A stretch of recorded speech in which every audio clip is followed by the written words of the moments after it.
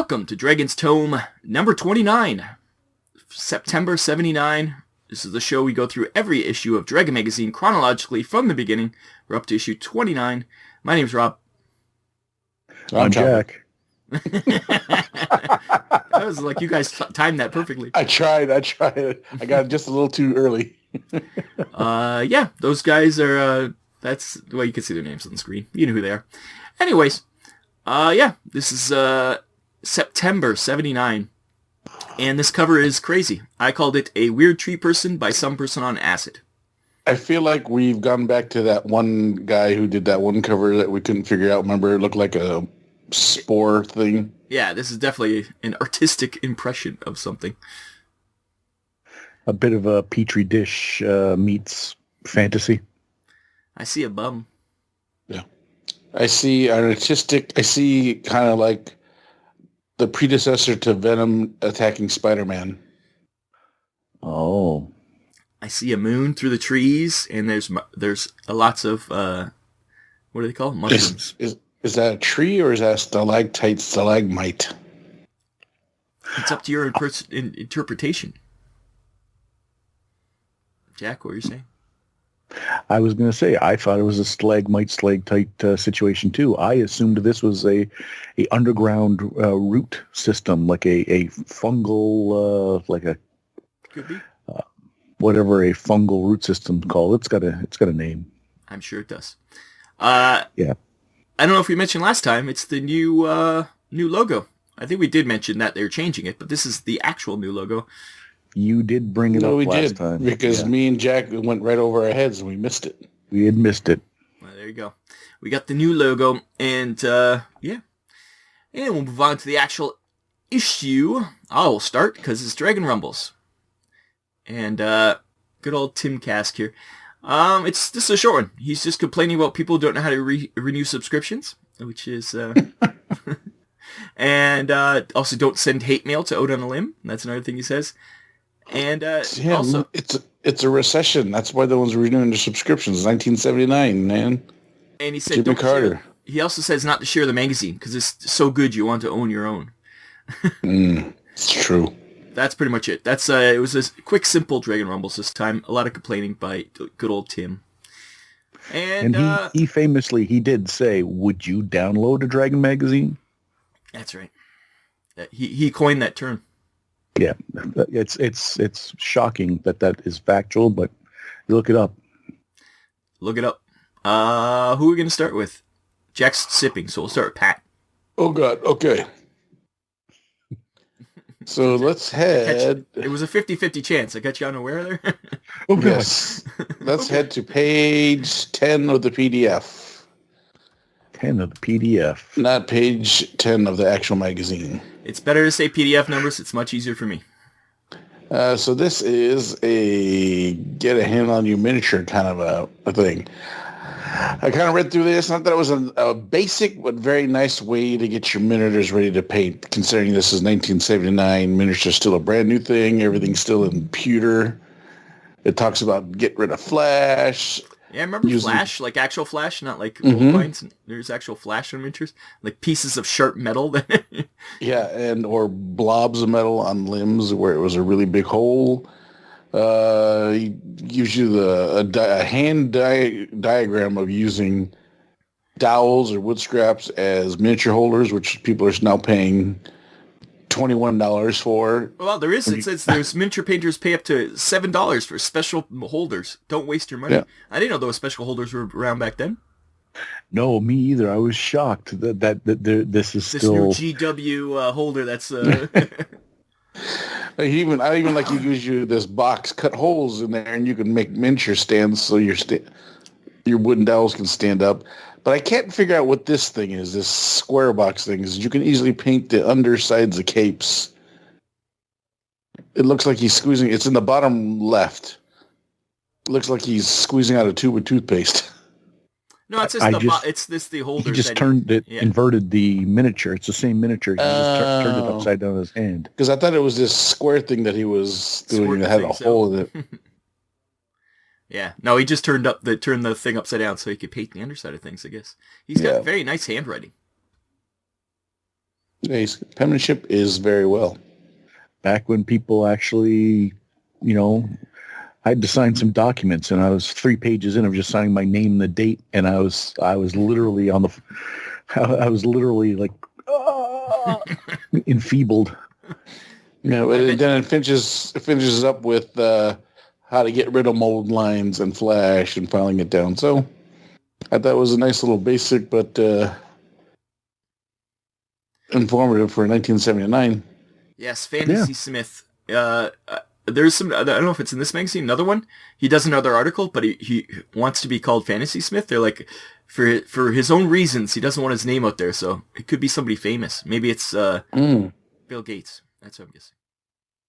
Oh, You think Bill Gates painted his own miniatures? Well, this is before he made his money. Even then. Anyways. I'm gonna guess Stephen Colbert. Could be. Yeah, I read this one too, and it was very informative. I learned a lot that I already knew, but it was. I'm sure back then, this is information that people need to know. A lot of kids are reading this magazine, as we'll find out. So, Jack, what you got? Oh, okay. Well, let's get out the old notebook. Too? Whoa. Wow, he said my name. He knows me. So we're going to scamper up to PDF 8, page 6 in the magazine itself. Okay. Nice and close. Source of the Nile flowchart? Now, I thought this was a joke for the vast majority of me reading it. So let me just start with, I'd never heard Source of the Nile as a game.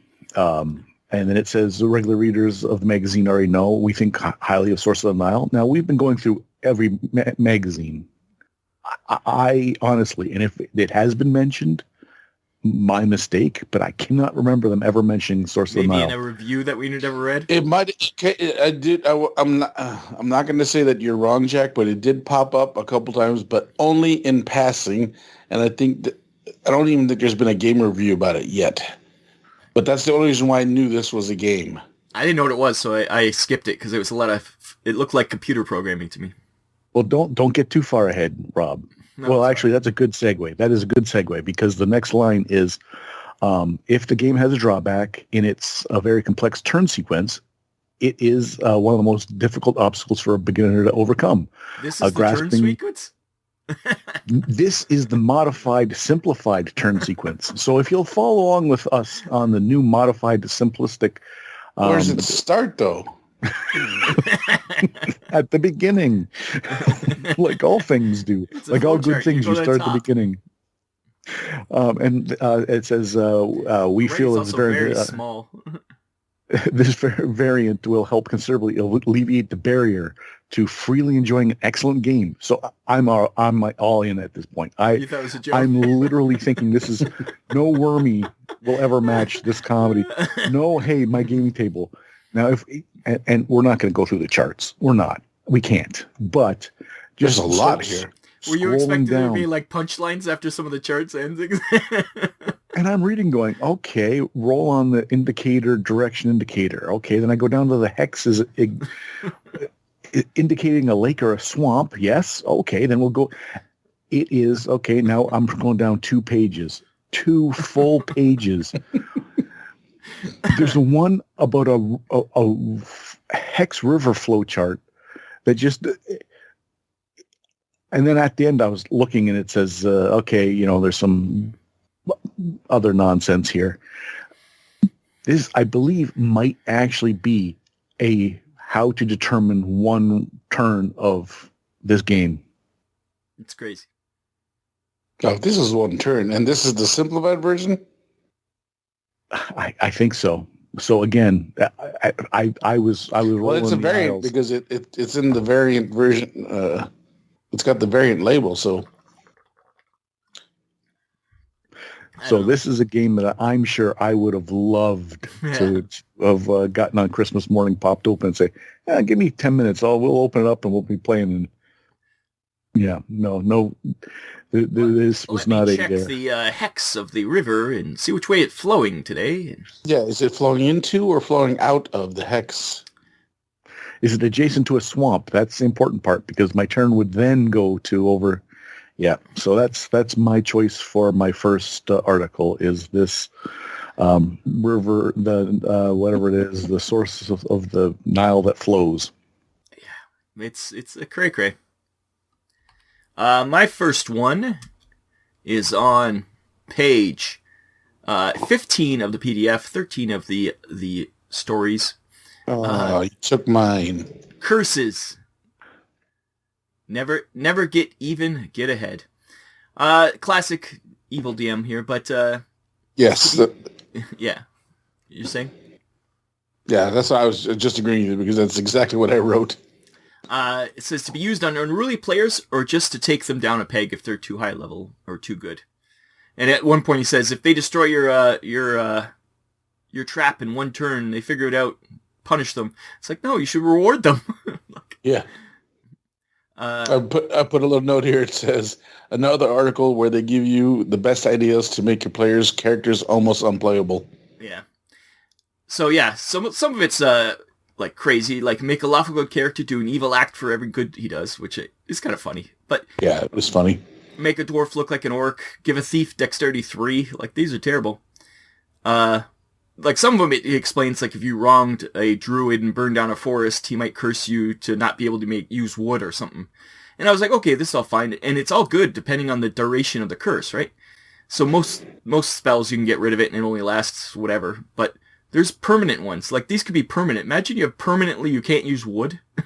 It's a good thing plastics are coming in from Metamorphosis Alpha. Like, I think this would be fine if it is, it just inconveniences them. Either has to remove curse or it only lasts like a day or something like that. It's like just... Well, that's the thing though, right? They try and soften the blow by saying you could make it last a certain amount of time or give them an out how to get rid of their curse. Yeah. Like, it's not as bad as some of the ones. Like, there's no instant death in this one, at least. No. It's not as bad as some of them. But the title of the article is the last sentence, and that just says it all, right? Yes, Harold Pitt here. He hates his players. His players are too good, and he hates them. Yeah. Pat, what's your next one? Well, that was one of them. So we'll go to what would be my last one. Let's go to page 26 of the. It's in taverns. Yeah, so this was a pretty good article on how to set up a tavern or an inn in your little town. Because as I was reading this, I was thinking in my head, all right, so most of the D&D modules up to date or doing your own things were really just about Dungeons and Dragons, right? And hardly did you see a module where there was a town, and if you did see a town, it was just kind of in passing. And this is one of the first articles where they tell you or give you a chance how to actually staff and make a viable location of an inn or a tavern. They even tell you like small towns won't have an inn, but they'll have a tavern as a meeting place, and bigger towns will have both. It gives you a menu and how much it costs for room and all the things like that. So I thought it was a pretty good article. There's even a thing in here that tells you the percentages if you get big bites or big buds or something else in there. Yeah, it's probably pretty common. So, but we take this for granted now because it's almost something that's built into D&D now is a town, a tavern, and all things like that. But back in the day, AD&D is just now starting out. The Red Box, I don't even think there was a town map in Keep of the Borderlands. I think it was just the dungeon and the actual outside. I think next issue we'll have some more interesting developments about towns. So. Yeah. Oh, I was just gonna say something, but I think I might be thinking be a little early. Yeah, in my mind, in my brain hole. I looked at the ads. There's an ad for a certain product. But it does have the price of beaver tails. Do you think it's the beaver tails we have now or actual beaver tails? I don't know. For our American audience, I don't even know if they know what a beaver tail is. Pat, you know I what a don't beaver know. tail I is? don't know what a beaver tail is. Or our international I know what audience. a real beaver tail is, but I don't know what a You beaver can't. I tail. don't think you can eat a beaver tail. Can you? No, that looks I don't pretty... think so. I suppose if you braise it long enough, it'd be like tongue, I would assume. I don't know what it's made out of. Beaver tail's like dough with like stuff on top, like syrup and shit. It's a donut. It's a donut dough, but in a long, almost paddle-like shape, like a beaver tail. And it's almost. usually got Cinnamon? icing No, sugar icing on sugar top, and, like, chocolate syrup and then and sometimes you can, if you really feel fancy. Yeah. Anyways, I just thought it was funny when I saw beaver tail there. Because either the person who wrote this is Canadian, or they mean actual beaver tails, which I don't think you need. Jack. What? Jack. It's your turn. Oh, okay. Let me get my book out. Beaver tails. Blah blah. We are going to go to page 53 in the PDF. 53. Oh, I was going to talk about this too. Yep. Not the one I'm talking about. Oh, Okay, we're curious what you're talking about then. We're doing Dragon Classified Ads, the new edition, and I'm just going to let's all wander down to the bottom middle of the classified ads. For sale or trade, must sell 4,356 fantasy figures. None of them are painted, so that's about average for today's miniature hobbyist. Yeah, I'm sure I got that many. I got more than that, I'm sure. Oh my God! I just read the address. Okay, now you're getting ahead of me. Reason, bankruptcy. Okay, that's sad. You know what? That's not great. Make an offer. Send a self-addressed stamped envelope. Joe of Figamo. I think that would be the way to pronounce his name. I don't know what the rest of the mob calls him, but that old Joey Figamo here. It's Joey Figs. Joey Figs, yep. From Lake Squalid, Colorado, jail, Lake Squalid, Minnesota. I think that's Lake Squalid County Jail. County jail. Okay. Well, I was like, does that really mean a jail? So if you'll follow along to the next part, it says we'll trade unpainted miniatures for any game playable solitaire. Oh, well, why doesn't he have any friends to play with?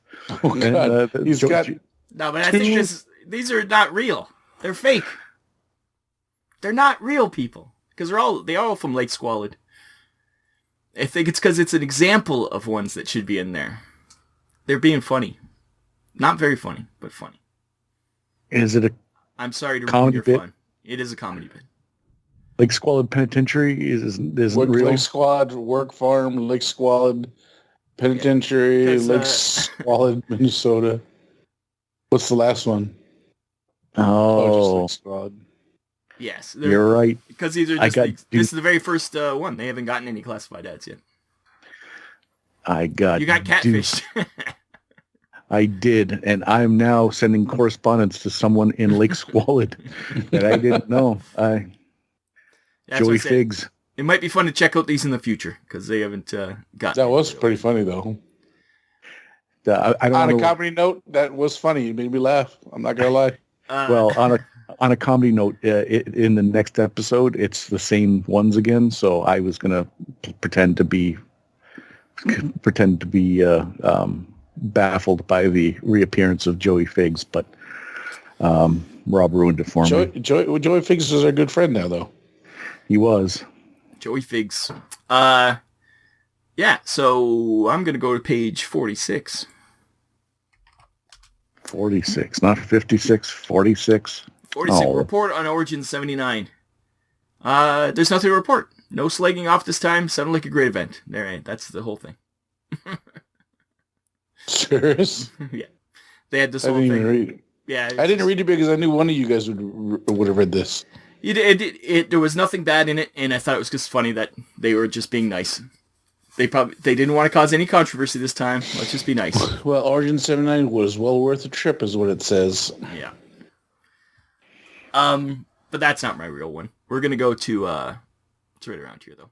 The Dragon Augury. It's the reviews, I guess. And the one is new water-based paints. The Armory has come up with water-based paint. What an innovation. They say it works well, a little dull, but you have to gloss seal, and needs primer. So, Jack, I think you have Armory paint still to this day. No, it... Did it finally die? Yeah, I wish I had the picture of it, because when I first started painting miniatures like maybe 7 years now, or 8 years ago, or maybe 9 years ago now, when we started talking about Dead Zone, I got it out, and yeah, it was orange red, and it had the silver. It was like in a jar. That's cool. Yeah, and I took a picture of it, and then having used it over the years, the ink came off the silver, and then eventually it died. So was it my favorite paint ever. 79 cents? Probably when you bought it. You probably stole it. He was a bad kid. No, I don't. I probably got it at... What was that name of that place? We had to go all the way to Niagara Falls to get... I'm not sure about Niagara Falls. We used to go to Phoenix Rising in St. Catharines.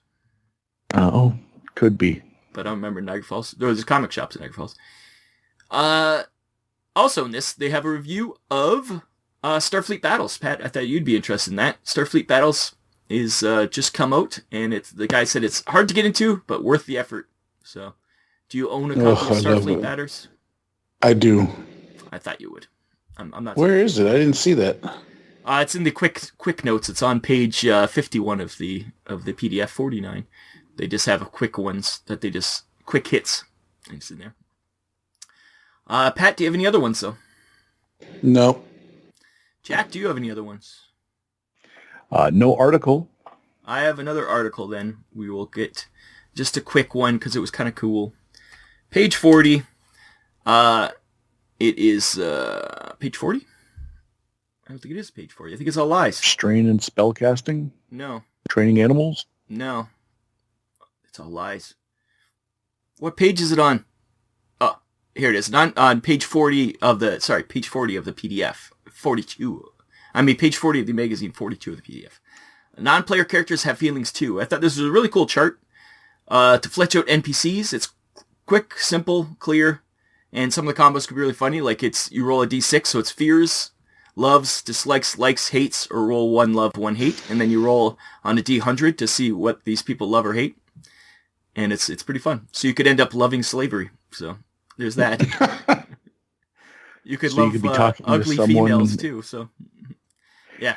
You could be talking to an NPC and just put them off the, they're willing to help until you mention that, you know what, we're not so cool on magic users, and they'll be, what? Yeah. Or number one is fears, like, it literally has a phobia. So you could you're a paladin, they could have a phobia of paladins and also just freak out and run away from you.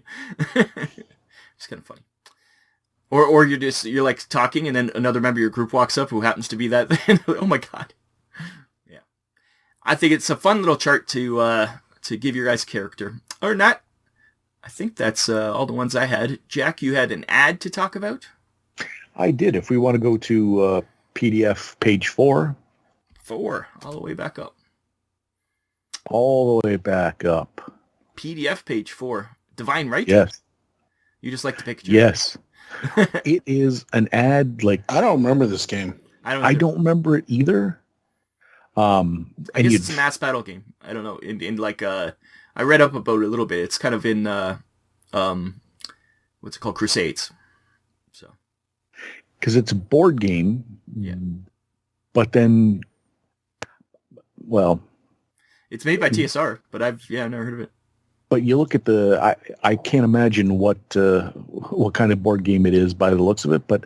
The art style and I just really liked the full color, full page ad, and I liked everything about it. Yeah, it's unusual to have such good ads in a magazine, like full color like this. It's really nice. Pat, you got any ads? I do. Page 47 of the PDF. 47.